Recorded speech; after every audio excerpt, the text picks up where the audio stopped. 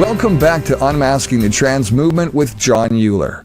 I'm your host, Brad Wilder. Great to have you on board today. We've got Alvin Loui standing by along with Jon to discuss how kindergarten through grade 12 are actually, well, the easiest way to say it is radical activists are weaponizing your kindness. And there's no other way to put it. Alvin's going to break it down. Jon is going to definitely get in on the discussion. And Jon, great to have you on the show today. I know your time is always limited, but today we found a couple of hours to make sure that we're definitely having some fun with Alvin to get his message out there. And, you know, it's always a pleasure dealing with Alvin because he's an illusionist and a magician and obviously an activist in some regard as well. Jon, great to have you. Tell us more about Alvin before we bring him onto the show. Brad, thank you as always, and we are pleased to have Alvin back. Alvin Loui of Courage is a Habit. I know of nobody better to equip parents than Alvin Loui. He is equipping parents. He is fighting this battle on the front lines in schools, and I want to welcome Alvin. Alvin, thank you so much for coming back.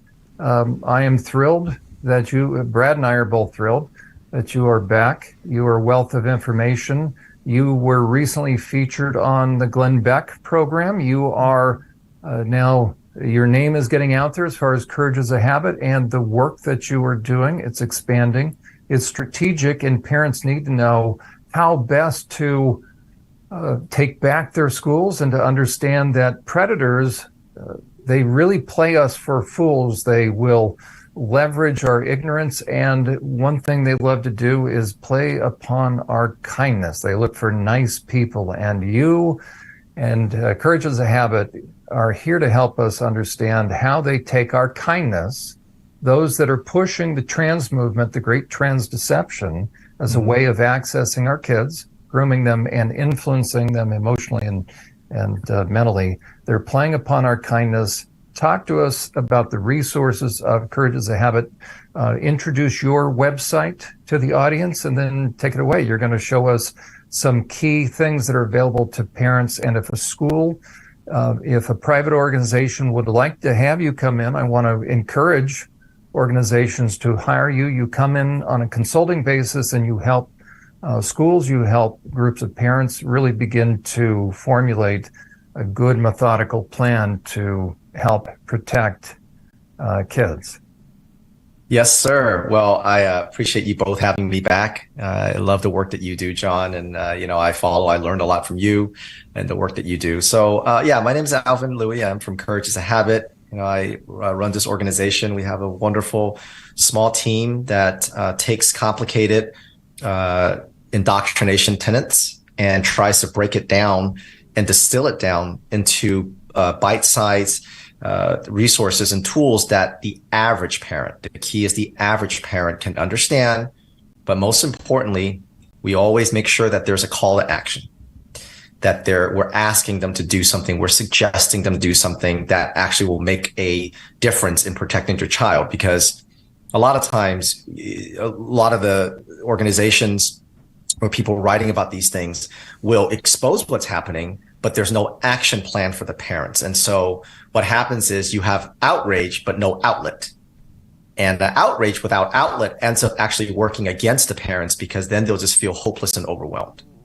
And that's largely why you see a lot of parents feel so helpless and hopeless, is because we create the outrage where we show them the things that are going on in their child's school. So rightfully they have the outrage, but there's no outlet. So it's really important that parents take action. And that's what we're about. Last time that I was here with you guys, we talked through the counselors, the American School Counselor Association. For those of you who missed that episode, I encourage you to go to courageisahabit.org and click under school counselors. We did an expose on them. It's the scam that pushes in they smuggle in the transgender ideology. They hide it under mental health through the school counselors, social workers, and that's as true as it is in the U.S., as it's true in Canada as well. But at the time when I was here last time, we had just started thinking about a series called Language Contamination. And we hadn't really done anything. It was just something that my team and I were thinking about. And since then, we released one of the entries. And so today I wanted to come back and expand on that, the language contamination.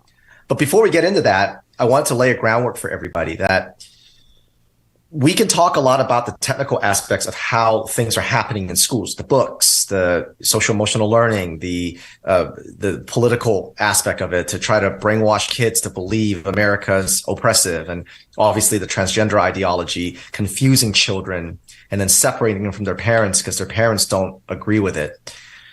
However, before we get into some of the technical things and some of the things that you guys talk about, you guys had wonderful experts on here. The genesis of all this, none of this would be possible if they could not weaponize the kindness of parents. And I'm going to give you an example because I know what's going to happen. People are going to hear this. They're going to say Alvin Loui of Courage is a Habit is encouraging people not to be kind. He's encouraging people to exclude everybody. And I'm going to say guilty as charged. I'm absolutely telling people to be less kind and to embrace exclusion instead of inclusion. Because exclusion means that you have boundaries. In fact, life does not run on inclusion. You include people when you can, but at the end of the day, life runs on exclusion. Alvin, as a matter of fact, right, what you're suggesting is we begin to really become discerning and therefore be able to be protective. That's right, discerning. Think about it. So let's say someone out there works for a company, Adobe, Eli Lilly, Microsoft, Apple, corporate, right? Whatever your corporate job is, or any building. Think about it. When you walk in, only the people that can work there can go into the building. That's exclusion, right? You're excluding everyone who doesn't work there. When you're in the building, you can't just go anywhere you want, even though you work there. You can't just go sit in the CEO or the CFO's office and say, let me go click around his laptop. If you did that and someone catches you, they'll be like, get out. You can't say, what's the matter? You don't like inclusion? I can't go hop into a police car and be like, hey, can I take a little spin around? They'd be like, what are you talking about? You're not a police. I can't jump on the garbage man, the wonderful garbage people that picks up our garbage once a week. I can't hop on the garbage truck and say, hey, can I take a spin on this? They'll be like, what are you talking about? You're not trained to drive this. Exclusion, right? People can't just walk into your house and be like, okay, so I'm just going to kick my feet up here, John. And, you don't live here. Exclusion. We cannot, the garbage person, the wonderful garbage man can't say, if he says, hey, Alvin, get the hell out of here. I can't say, what's the matter? You don't like inclusion? So you see, the idea of inclusion is weaponizing your kindness against us, because the life does not work on inclusion. Life works on exclusion. It's called boundaries. It's called, when you go to a team, a club, how do you join a club? You have to pass certain qualifications. You got to pay your dues. When you go on a sports team, you got to pass tryouts. Exclusion. So the inclusion is a false god that they make every parent worship. And so one of the things I want to start talking to parents about and getting them to understand this is life works on exclusion. Life works on boundaries. So when people say you don't want, what's the matter? You don't like inclusion? I go, absolutely not. I do not want inclusion. I don't include child abusers. I don't include transgender mutilation advocates. I don't include transgender cult recruiters. I am not inclusive of critical race theory ideology, that ideologists and activists that wants to brainwash children to believe America's racist.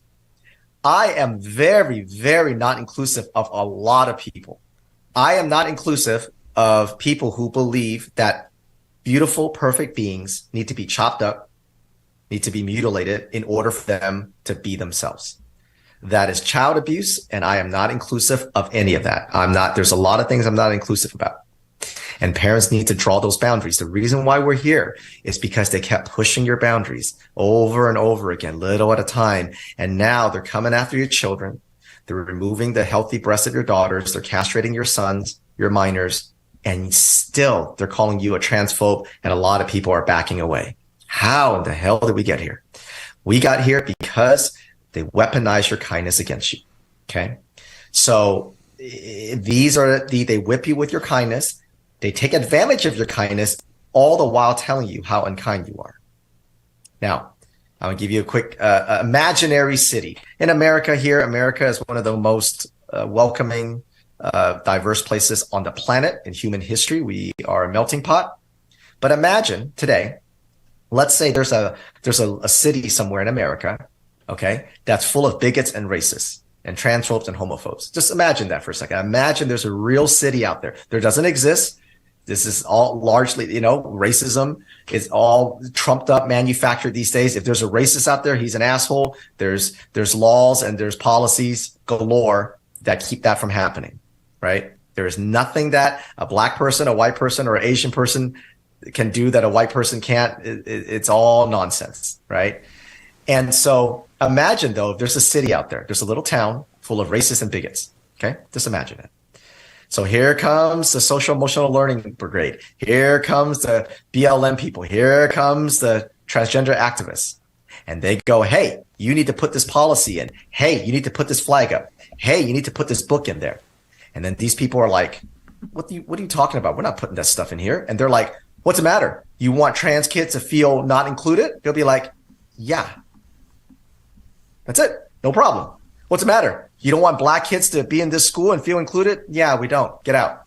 No problem. Now, do I suggest that? No. My point in telling that story is that town will have none of these problems because they are true racists and bigots, right? They'll kick them out. So my point is we are overly kind because our schools, both in Canada and the US, looks like political indoctrination centers. The message here is stop being so kind to people who are going to abuse your children. If you are being kind to people who are abusing your children, that's not inclusion or kindness. That's being dumb. And I hate to use that word, but that's true. Your job as a parent is not to worry about labels, is to protect your children. So if you're Alvin, getting your weapons. That is so key. And we're here to tell people we're not anti anything. Oh, we're against certain things. We're not anti anything. We are pro the protection of women and children. That's right.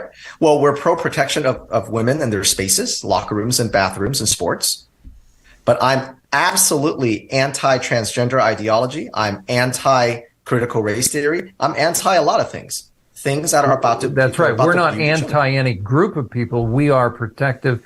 And we are against and anti those that would attempt to gain access to our kids, because people say, "Oh, they try to label us as anti certain groups of people." We're not, in this sense that we are for the things that are going to help enhance women and children and protect them. So when somebody tries to say that you, me, Brad, that we are bigoted, we're hatred, that is a red herring. We're nothing of that. We don't hate anyone. We want to protect, and that's going to ruffle feathers, and we're okay with ruffling feathers when it comes to that. The best answer for you're a bigot and racist is not I'm not. The answer is I don't care. Okay? That's the answer. This is not a defense. You're not on defense. I say, hey, I don't want this pornographic book in the schools. I don't want genderqueer in front of minors. You're anti blah, blah. I don't care. I don't want this book here. I'm anti this book. I'm pro children's innocence. You don't address it. You don't go, I'm not racist. I'm not this. Once you say that, you're done because they're weaponizing your kindness against you. They see that you care about that label. That's right. As a matter of fact, Alvin, what we encourage people to think in terms of is flipping it in the correct way, which is we're not anti anything. We want to know why you are so, meaning whoever's pushing this stuff. Yeah. Since when did you become so lax toward the protection of women and children? That's right. Why are you pro child mutilation? Yeah. Why are you pro pornography in schools? All right. That's the question. So anyway, so that's the layer, right? That's the baseline layer. You have to be able to weaponize your kindness. If you refuse to let people weaponize your kindness, then a lot of this stuff, you can start to fight it. Okay. So like I said, last time I was here, I talked about language contamination, but we didn't really, show anything. We were talking about it. So let me just kind of recap what that is in terms of language contamination. Can you guys see the graphic? We sure can. Okay, great. So Let me give you an example of language contamination. And this goes actually very nicely into your segue about, hey, you guys are bigots and, you guys don't like empathy. When I say empathy, everybody that's listening to this, every normal person listening to this knows what I'm talking about. If I say I'm going to teach my 8-year-old empathy, if I say I'm going to teach my 16-year-old empathy, if I say I'm going to teach my 23-year-old empathy, everybody gets that age group, what that generally means, right? But when you're dealing with people that are in your schools today, they don't mean it the same thing that you mean it. What they mean is they want to brainwash girls so that when, from kindergarten, right? From kindergarten forward, that by the time they're 13, 14, 15, when a man walks into their bathroom, their locker room, showers, and he drops his pants and she feels that gut level reaction, that defense that every woman on earth would feel, she's taught to have empathy. I did this exercise. I do this exercise with people when I speak live. Okay. And what I do is I go around the room. I pick 3 or 4 people and I say, hey, I'm going to teach my children empathy and they're this age, this age. What do you think that means? And I give them 5 seconds. Okay. And they all say what they think it means. The answer, and you guys can do it in your head that are listening. If I say I'm going to teach my 8-year-old empathy in 5 seconds, what do you think?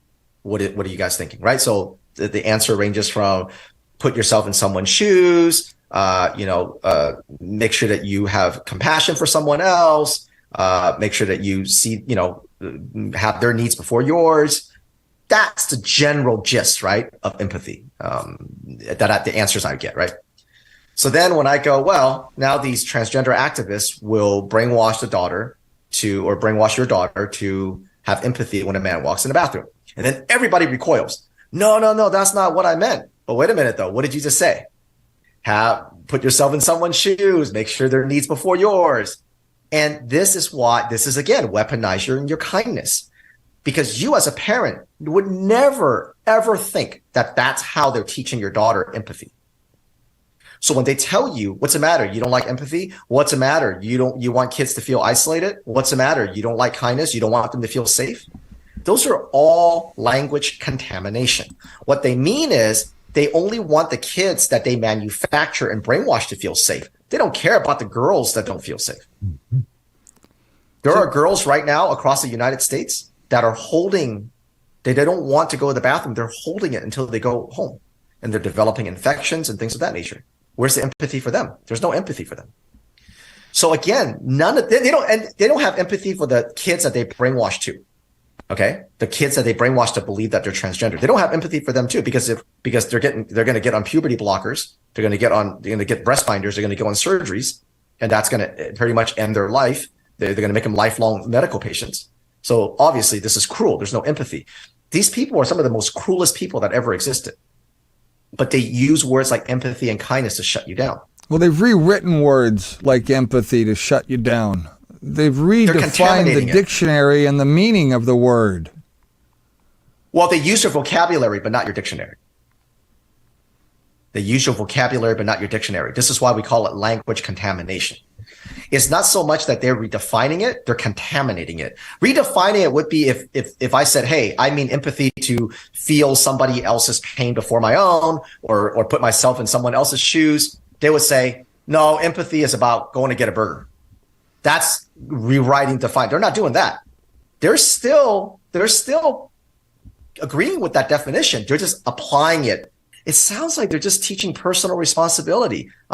It means that if you're a white person, your personal responsibility when you get older is to vote for reparations. Healthcare. Well, I like health. I mean, healthcare is important. You and I think of healthcare as going to the dentist twice a year.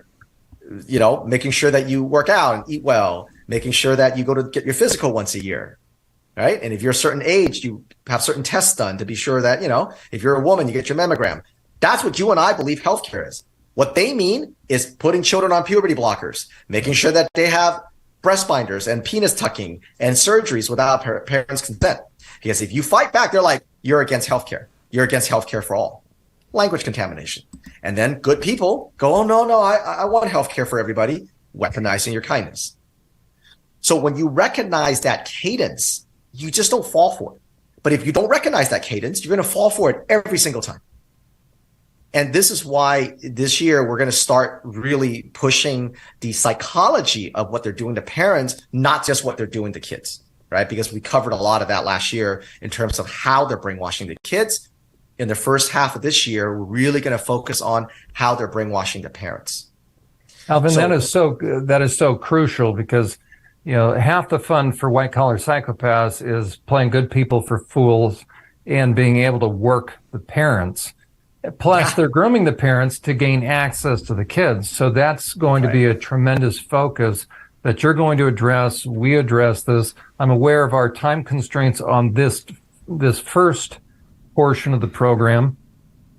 So give parents kind of a summary then, or leave us with some thoughts. If you'd be willing to stay right there, we will pick it up at part 2. We're going to jump right into, you have you're going to continue to show us resources that Courage for a Habit has produced. I encourage groups to reach out to groups of parents, nonprofits to use Courage as a Habit. They can contact you. As a matter of fact, tell us the easiest way to get a hold of you if someone is interested in Courage is a Habit to come in and do consulting. How can they get a hold of you?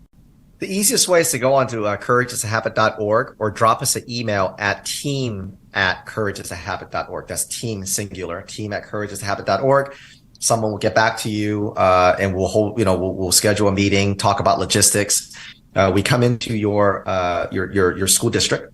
We'll pick a couple of school districts, pick a group of parents, and we'll bring the Courage as a Habit model. We'll teach you how to fight.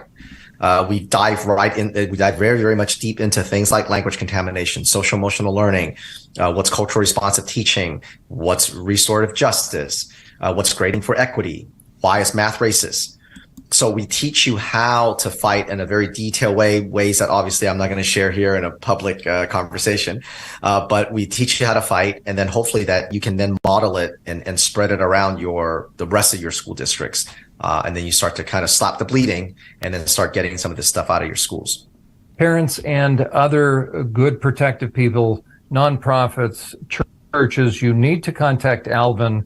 Bring Courage as a Habit into your local community to educate parents, because the battle lines are drawn, and to be able to equip parents to prepare them to go in front of school boards and in front of teachers, but primarily, especially school boards here in the U.S., to begin to, during that time-limited, speech that they have, so that they are not pushed back on their heels. We need to be able to, with confidence, go in and know the talking points, know the scripts, so that we are not deterred and distracted from all the fluff. So, Alvin, stay right there. We're going to pick up part 2 when we come back. Brad?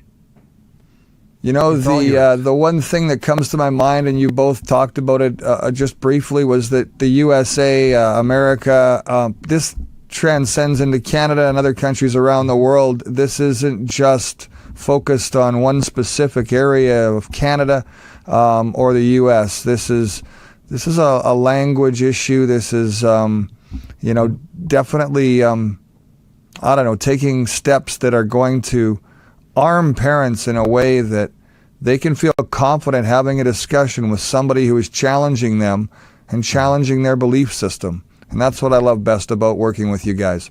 I want to thank you very much for being on the show, Alvin. We'll look forward to part 2. Jon, thanks a lot for being here as well. This is Unmasking the Trans Movement. I'm your host, Brad Wilder, and I'll see you next time.